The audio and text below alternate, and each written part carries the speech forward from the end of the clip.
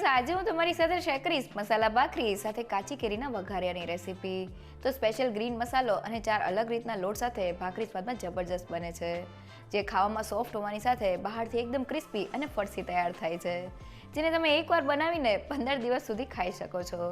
સાથે અમુક ટિપ્સ અને કાચી કેરી અને ગોળના પરફેક્ટ માપ સાથે કાચી કેરીનું વઘારિયું સ્વાદમાં એકદમ ચટપટું બને છે.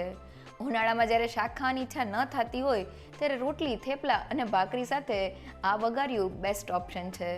તો મુસાફરીમાં લઈ જવા કે નાસ્તા માટે એકવાર આ કોમ્બો ચોક્કસથી ટ્રાય કરવા જેવો છે.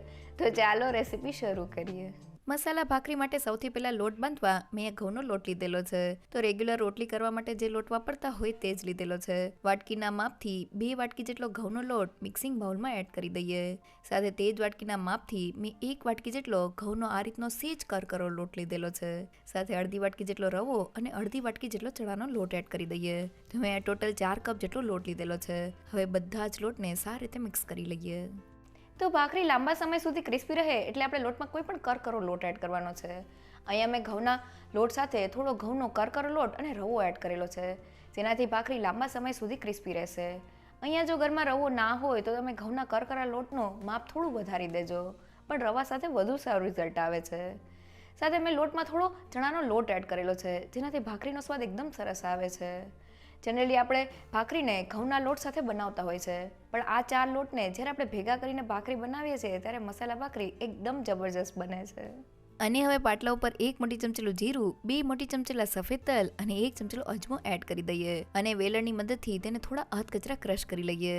તો આ રીતના મસાલાને અધકચરા ક્રશ કરવાથી તે લોટમાં એકદમ સારી રીતે ભળી જાય છે.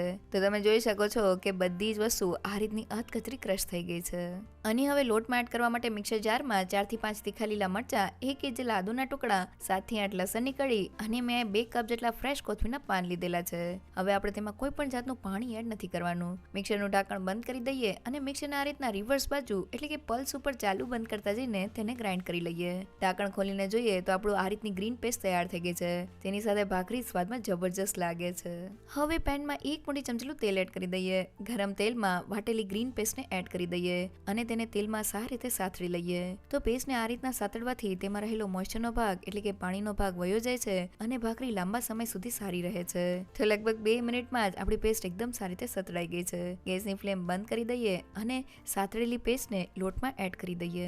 અને હવે અધકચરા ક્રશ કરેલા જીરું, તલ અને અજમાને એડ કરી દઈએ. સાથે મસાલામાં સ્વાદ પ્રમાણે મીઠું, અડધી ચમચી હિંગ, 1 ચમચીલો હળદર પાવડર, 1 મોટી ચમચીલું લાલ મરચું પાવડર, 1 મોટી ચમચીલું ધાણા જીરું પાવડર અને અડધી ચમચીલો ગરમ મસાલા પાવડર એડ કરી દઈએ. સાથે મેં અહીંયા મોણ માટે અડધો કપ અને 8 મોટી ચમચીલું તેલ લીધેલું છે.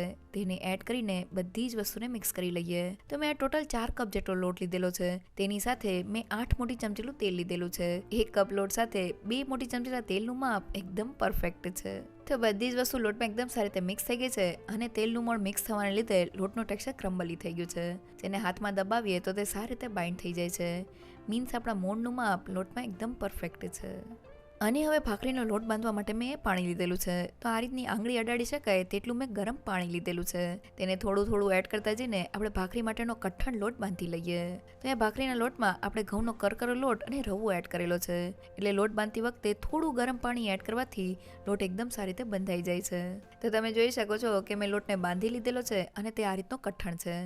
આ રીતનો લોટ બાંધવા માટે મારે 3/4 કપ એટલે કે અડધા કપથી થોડા વધારે પાણીની જરૂર પડેલી છે. તો હવે બાંધેલા લોટને એકદમ સારી રીતે મસળી લઈએ. તો લોટને મસળવાથી તે થોડો સ્મૂથ થઈ જાય છે અને આપણે ભાખરીને સહેલાઈથી વણી શકીએ છીએ. તો લગભગ 3 મિનિટ જેવું થઈ ગયું છે અને મેં લોટને એકદમ સારી રીતે મસળી લીધેલો છે અને તે આ રીતનો થોડો સ્મૂથ તૈયાર થઈ ગયો છે. હવે તેને ઢાંકીને ફક્ત 15 મિનિટ માટેનો રેસ્ટ આપી દઈએ. તો ભાખરી ફરસી તૈયાર થાય એટલે આપણે લોટમાં તેલનું મોણ એડ કરેલું છે. અહીંયા લોટમાં આપણે મુઠ્ઠી પડતું મોણ એડ કરવાનું છે, જેનાથી ભાખરી ખાવામાં એકદમ ફરસી તૈયાર થશે. સાથે આપણે એક ગ્રીન મસાલા પેસ્ટ એડ કરેલી છે, જેનાથી ભાખરીનો સ્વાદ એકદમ વધી જાય છે. અને લોટમાં આપણે થોડા ચડિયાતા મસાલા એડ કરવાના છે, જેથી ભાખરી ઠંડી થયા પછી પણ ખાવામાં એકદમ ટેસ્ટી લાગે. સાથે આપણે ભાખરીને ક્રિસ્પી તૈયાર કરવાની છે એટલે આપણે લોટને થોડો કઠણ બાંધવાનો છે. જો આપણો લોટ ઢીલો હશે તો ભાખરી લાંબા સમય સુધી ક્રિસ્પી નહીં રહે. અને હવે ભાખરીના લોટને જોઈએ તો લોટ એકદમ સારી રીતે સેટ થઈ ગયો છે. લોટમાંથી મીડિયમ સાઇઝનો લુઓ લઈ લઈએ અને તેને રાઉન્ડ શેપ આપી દઈએ. હવે તેને વણવા માટે લઈ લઈએ, જ્યારે બીજા લોટને આપણે ઢાંકી દેવાનો છે. હવે ભાખરીને વણતા પહેલા પાટલાને થોડા તેલથી ગ્રીસ કરી લઈએ. તેની ઉપર લુઆને રાખી દઈએ અને તેમાંથી મીડિયમ થીક ભાખરી વણી લઈએ. તો મેં ભાખરીને આ રીતના નાની સાઇઝમાં વણી લીધેલી છે અને તેની થિકનેસ મેં આ રીતની મીડિયમ રાખેલી છે. તો હવે ભાખરી શેકાતી વખતે ફૂલે નહીં તેના માટે છરીની મદદથી તેમાં કાપા કરી લઈએ અને હવે આ રીતના બધી જ ભાખરીને તૈયાર કરી લઈએ. હવે ભાખરીને શેકવા માટે મેં તવાને ગરમ કરી દીધેલો છે. ગરમ તવા ઉપર ભાખરીને રાખી દઈએ અને ગેસની ફ્લેમ ધીમી કરીને ભાખરીને થોડી શેકી લઈએ. તો લગભગ 4 થી 5 મિનિટ જેવું થઈ ગયું છે. ભાખરીને બીજી બાજુએ પલટાવી દઈએ. તો ભાખરી ઉપરની બાજુથી થોડી શેકાઈ ગઈ છે, તેને નીચેની બાજુથી પણ થોડી શેકી લઈએ.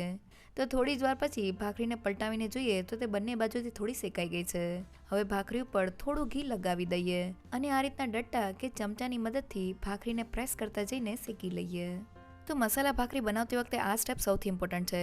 ભાખરી તવા ઉપર થોડી શેકાય પછી તેની ઉપર ઘી લગાવીને આ રીતના ડટ્ટાની મદદથી તેને પ્રેસ કરશું તો ભાખરી ખાવામાં એકદમ ફરસી અને ક્રિસ્પી તૈયાર થશે. તો બધી જ ભાખરી એકદમ સારી રીતે શેકાઈ ગઈ છે. શેકાયેલી ભાખરીને પ્લેટમાં લઈ લઈએ. તો મેં ભાખરીને તૈયાર કરી લીધેલી છે. તૈયાર થયેલી એક ભાખરીને હાથેથી તોડીને જોઈએ તો ભાખરી બહારથી ક્રિસ્પી હોવાની સાથે ખાવામાં એકદમ ફરસી અને સોફ્ટ થઈ છે. એકવાર જરૂરથી ટ્રાય કરજો. તો આપણી ઢગલાબંધ મસાલા ભાખરી બનીને તૈયાર થઈ ગઈ છે. ભાખરીને વણતી વખતે આપણે તેની થિકનેસ મીડિયમ રાખવાની છે. જો આપણે તેને વધુ પડતી જાડી રાખશું તો તે ક્રિસ્પી તૈયાર નહીં થાય. સાથે ભાખરીને શેકતી વખતે આપણે ગેસની ફ્લેમ ધીમી રાખવાની છે, જેથી તે એકદમ ક્રિસ્પી તૈયાર થાય. તૈયાર થયેલી આ ભાખરીને તમે કોઈ પણ એરટાઇટ કન્ટેનરમાં ભરીને 15 થી 20 દિવસ સુધી સાચવી શકો છો. તો આ ભાખરી સાથે ખાવાની મજા આવે તેવું કાચી કેરીનું વઘાર્યું બનાવી લઈએ. હવે કાચી કેરીનું વઘાર્યું બનાવવા માટે મેં કાચી કેરીની છાલના ભાગને કાઢીને તેના આ રીતના મીડિયમ સાઇઝના પીસ કરી લીધેલા છે. કપથી માપીએ તો 2 કપ અને વજનમાં 400 ગ્રામ જેટલા કાચી કેરીના પીસ તૈયાર થયા છે. તેની સાથે મેં 2 કપ અને વજનમાં 400 ગ્રામ જેટલો દેશી ગોળ લીધેલો છે. તો મેં આ બંનેનું માપ સરખું રાખેલું છે. અને હવે પેનમાં અડધા કપ જેટલું તેલ એડ કરી દઈએ. તો અહીંયા વઘાર્યાને આપણે લાંબા સમય સુધી સ્ટોર કરવાનું છે એટલે તેલનું માપ થોડું વધારે રાખવાનું છે. ગરમ તેલમાં 1 ચમચીલું જીરું અને મેં થોડા સૂકા મસાલા લીધેલા છે, જેમાં 2 નંગ જેટલા તમાલપત્ર, 2 નંગ જેટલા સૂકા લાલ મરચા, 3 નંગ જેટલા તજના ટુકડા, 10 નંગ જેટલા લવિંગ અને 10 નંગ જેટલા મરી લીધેલા છે. સાથે અડધી ચમચીલી હિંગ એડ કરીને વઘારને સારી રીતે સાતળી લઈએ. તો સૂકા મસાલાને આ રીતના તેલમાં સાતળવાથી વઘાર્યું સ્વાદમાં એકદમ ટેસ્ટી બને છે. તો મસાલા સારી રીતે સતળાઈ ગયા છે. હવે તેમાં અડધી ચમચીલો હળદર પાવડર એડ કરી દઈએ અને તેને સારી રીતે મિક્સ કરી લઈએ. અને હવે કટ કરેલા કાચી કેરીના પીસને એડ કરી દઈએ અને પીસ ફટાફટ સોફ્ટ થઈ જાય તેના માટે સ્વાદ પ્રમાણે મીઠું એડ કરી દઈએ અને તેને વઘારમાં સારી રીતે સાતળી લઈએ.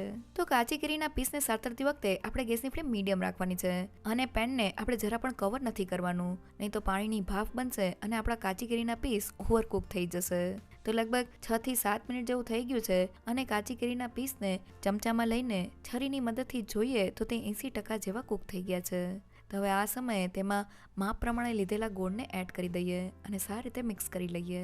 તો ગોળ મિક્સ થઈને એકદમ સારી રીતે ઓગળી ગયો છે. તૈયાર થયેલા રસાની કન્સિસ્ટન્સી બતાવું તો તે આ રીતના પતલી તૈયાર થઈ છે. હવે આપણે ગેસની ફ્લેમ એકદમ ધીમી કરીને મિક્સરને 5 મિનિટ માટે કૂક કરી લેવાનો છે, જેથી આપણો રસો ઘટ થઈ જાય. તો લગભગ 5 મિનિટ જેવું થઈ ગયું છે અને તમે જોઈ શકો છો કે રસામાં આ રીતના બબલ્સ થવા લાગ્યા છે અને તેની કન્સિસ્ટન્સી જોઈએ તો કાચી કેરીના પીસ એકદમ સારી રીતે કૂક થઈને ટ્રાન્સપરન્ટ થઈ ગયા છે અને રસો પણ થોડો ઘટ થઈ ગયો છે.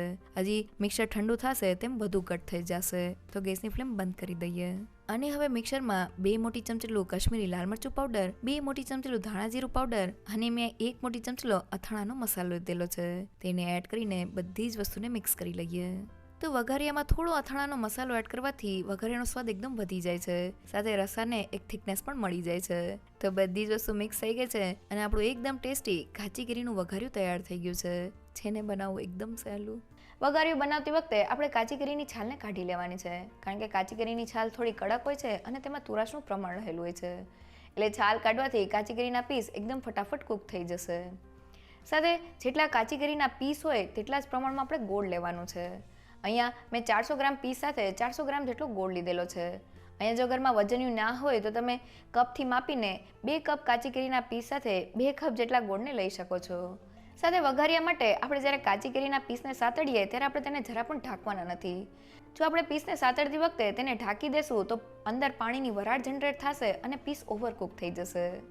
સાથે કાચી કેરીના વઘારિયામાં જ્યારે આપણે ગોળ એડ કરીએ ત્યારે રસો થોડો થીક થાય એટલે આપણે ગેસની ફ્લેમ બંધ કરી દેવાની છે અને પછી જ તેમાં મસાલા એડ કરવાના છે.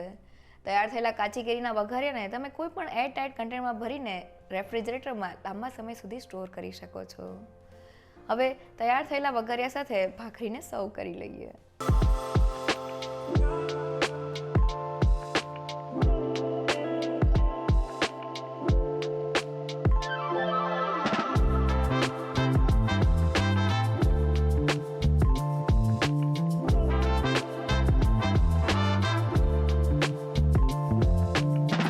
મુસાફરીમાં લઈ જવા કે નાસ્તા માટે કાચી કેરીનું વઘાર્યું અને મસાલા ભાખરી એકવાર ચોક્કસથી ટ્રાય કરવા જેવી છે.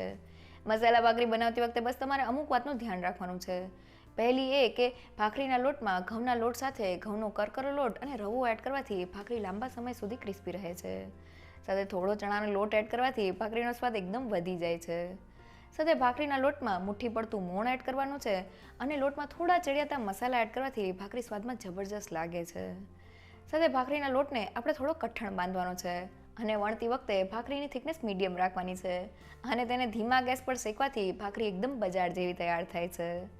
અને ભાખરી સાથે ખાવાની મજા આવે તેવું કાચી કેરીનું વઘારિયું બનાવતી વખતે આપણે કાચી કેરીના મીડિયમ સાઇઝના પીસ કરી લેવાના છે અને જેટલા આપણે પીસ લીધા હોય તેટલા જ પ્રમાણમાં આપણે ગોળ લેવાનો છે. અને વઘારિયા બનાવતી વખતે આપણે ગેસની ફ્લેમ બંધ કરીને પછી તેમાં મસાલા એડ કરવાના છે. જો તમને મારી આજની રેસીપી ગમી હોય તો મને કમેન્ટ સેક્શનમાં જરૂરથી કહેજો. સાથે મારા વિડીયોને લાઇક અને ફ્રેન્ડ્સ અને ફેમિલીમાં શેર કરજો અને મારી ચેનલને સબસ્ક્રાઈબ કરવાનું ના ભૂલશો.